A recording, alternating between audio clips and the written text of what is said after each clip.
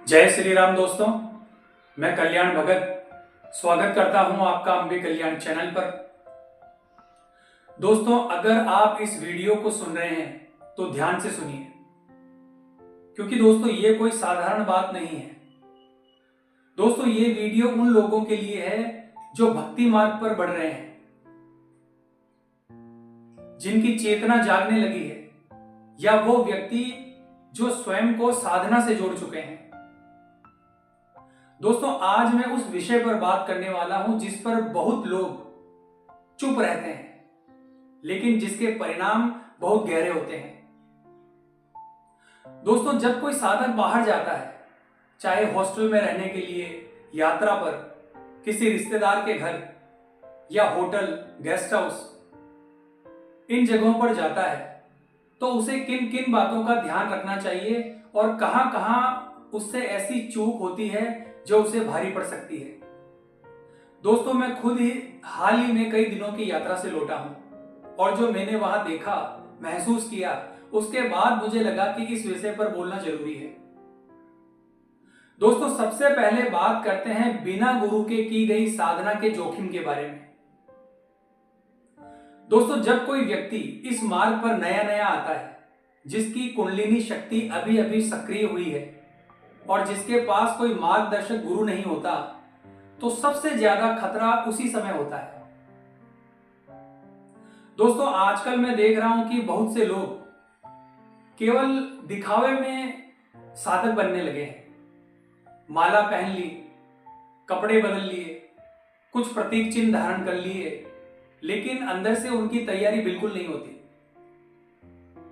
और दोस्तों, यकीन मानना, आप अगर ऐसा कर रहे हैं और वो भी बिना गुरु के, तो आप अंदाजा भी नहीं लगा सकते कि आप किस स्तर के संकट को आमंत्रण दे रहे हैं।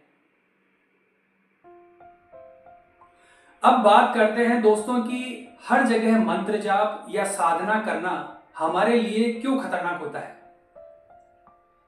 दोस्तों, बिना सही मार्गदर्शन के अगर आप हर जगह बैठकर मंत्र जाप करने लगते हैं, होटल, गेस्ट हाउस या अनजाने घर में, या किसी ऐसी जगह पर जहां की ऊर्जा का ज्ञान आपको बिल्कुल नहीं है, तो आपकी साधना से जुड़ी जो वस्तुएं हैं, जैसे माला, आसन, पूजन की सामग्री, ये सब ऊर्जा स्तर पर दूषित हो जाती है। और जब आप ऐसी वस्तुओं को वापस अपने घर ले जाते हैं, तो अनजाने में उसके साथ जुड़ी हुई जो ऊर्जा है, वो आपके घर में प्रवेश कर जाती है। दोस्तों, शुरू शुरू में हमें कुछ महसूस नहीं होता, कुछ अनुभव नहीं होते, लेकिन समय के साथ वो ऊर्जा हमारे घर में टिकने लगती है, हमारे घर में बसेरा बसा लेती है, मजबूत होने लगती है, और आपकी ही साधना की शक्ति से वो और बलवान बन जाती है। अब बात करते हैं दोस्तों इसके जो परिणाम होते हैं उनके बारे में। दोस्तों, आपको अचानक महसूस होगा कि साधना में रस नहीं रहा, अनुभव बंद हो गए हैं, स्वप्न रुक गए हैं, आपके शरीर में एक अजीब सा भारीपन आपको महसूस होने लगेगा। आपकी जो थर्ड आई है, यानी तीसरी आंख, जैसे वो बंद हो चुकी है। आपका मन अशांत रहने लगेगा और आपको समझ ही नहीं आएगा कि सब कुछ ठीक होते हुए भी सब गलत क्यों हो रहा है। दोस्तों, शुरुआती साधकों के लिए बाहर का भोजन भी बहुत बड़ा कारण बन सकता है, क्योंकि हर व्यक्ति की ऊर्जा एक समान नहीं होती। जिस हाथ से भोजन बना है, जिस मन स्थिति से उस भोजन को बनाया गया है, उसका प्रभाव सीधा व्यक्ति पर पड़ता है, यानी कि आप पर। और इससे विशेष रूप से स्वादिष्टान और मणिपुर चक्र जो होते हैं वो प्रभावित होते हैं। परिणाम स्वरूप पेट से जुड़ी समस्याएं, उल्टी जैसा मन, पूजा पाठ में अरुचि, अशुद्ध स्वप्न यानी गलत सपने आना, शरीर में खिंचाव और मरोड़ इस प्रकार की समस्याएं होने लगती है।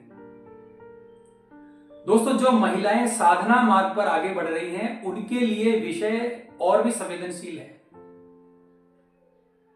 अगर ऐसी स्थिति में ऊर्जा का असंतुलन हो जाए तो अचानक से तबीयत बिगड़ सकती है। बिना समय के ब्लीडिंग, अत्यधिक थकावट, त्वचा पर रिएक्शन या अचानक से बीमार पड़ जाना। दोस्तों, ये सब संकेत होते हैं कि ऊर्जा स्तर पर कुछ गड़बड़ हुई है। अब बात करते हैं दोस्तों कि इससे नकारात्मक ऊर्जा कैसे जुड़ती है।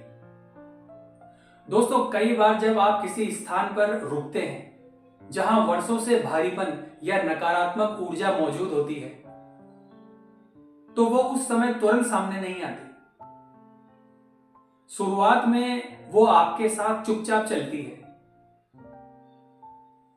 आपको लगेगा कि सब कुछ ठीक है, सब कुछ सही है, लेकिन जैसे ही आप अपने घर लौटते हैं तो वो अपना असली रूप दिखाना शुरू करती है। और दोस्तों, यकीन मानना, ये एकदम से नहीं होता, धीरे धीरे होता है। अगर आपकी साधना मजबूत है तो आपकी ही चेतना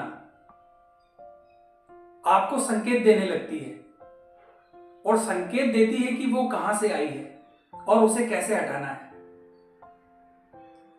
अब दोस्तों, सबसे अंतिम और जरूरी बात, किसी भी साधक का बिना गुरु के खुद को बहुत शक्तिशाली मान लेना सबसे बड़ी भूल है। और ये सच्चाई है दोस्तों, यकीन मानना। बाहर की दुनिया में ऊर्जा का खेल बहुत गहरा है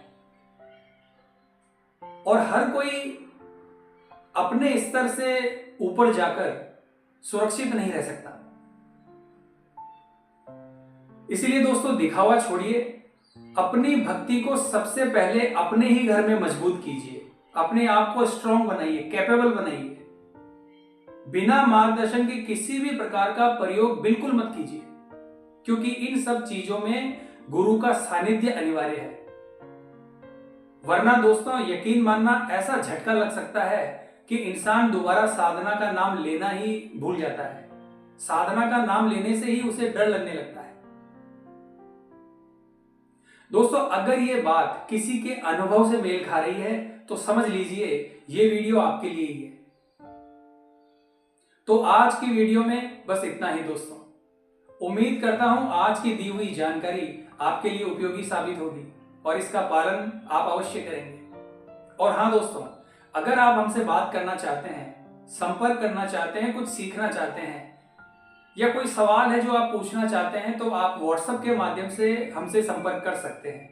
हमारे कॉन्टैक्ट नंबर हमारे चैनल पर और यूट्यूब के जो वीडियो है उसके डिस्क्रिप्शन बॉक्स में दिया है। तो मिलते हैं दोस्तों इसी प्रकार की अगली वीडियो के माध्यम से। जय मां अम्बे, जय श्री कल्याण।